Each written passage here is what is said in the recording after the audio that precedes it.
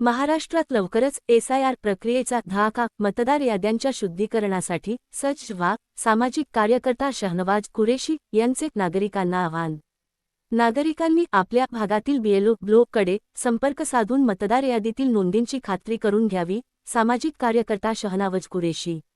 देशातील मतदार याद्या अधिक अचूक, पारदर्शक आणि दोषमुक्त करण्यासाठी केंद्रीय निवडणूक आयोगाने कंबर कसली असून बिहारमधील यशानंतर आता महाराष्ट्रासह 22 राज्यांमध्ये विशेष सखोल फेरपडताळणी प्रक्रिया राबवली जाणार आहे.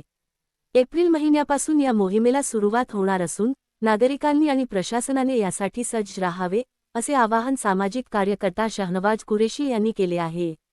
तसेच केंद्रीय निवडणूक आयोगातर्फे राबवण्यात येणारी मतदार यादी विशेष सखोल फेरपडताळणी प्रक्रिया स्पेशल इंटेन्सिव्ह रिव्हिजन ही मतदार यादीतील त्रुटी दूर करण्यासाठी राबवली जाते. यात प्रामुख्याने दुबार नावे वगळणे, मृत व्यक्तींची नावे यादीतून काढणे, पत्त्यांमधील चुका दुरुस्त करणे, नव्या पात्र मतदारांची नोंदणी करणे. तसे शहनवाज कुरेशी यांनी दिलेल्या माहितीनुसार केंद्रीय निवडणूक आयोगाने गुरुवारी एक पत्र काढून महाराष्ट्र, कर्नाटक, तेलंगणा, पंजाब, दिल्ली आणि जम्मू काश्मीरसह 22 राज्ये व केंद्रशासित प्रदेशांच्या मुख्य निवडणूक आयुक्तांना सज्जतेचे आदेश दिले आहेत. गेल्या वर्षी जून महिन्यात या प्रक्रियेचे नियोजन करण्यात आले होते. सध्या 9 राज्ये आणि 3 केंद्रशासित प्रदेशांत हे काम प्रगतीपथावर असून एप्रिलपासून महाराष्ट्रात या मोहिमेचा जोर पाहायला मिळणार आहे.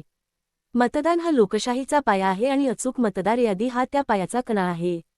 महाराष्ट्रात एप्रिलपासून एसआयआर प्रक्रिया सुरू होण्याची शक्यता असल्याने प्रत्येक पात्र नागरिकाने आपले नाव यादीत तपासून घ्यावे आणि प्रशासनाला सहकार्य करावे, असा शहनवाज कुरेशी सामाजिक कार्यकर्ता यावेळी सांगितलेला आहे.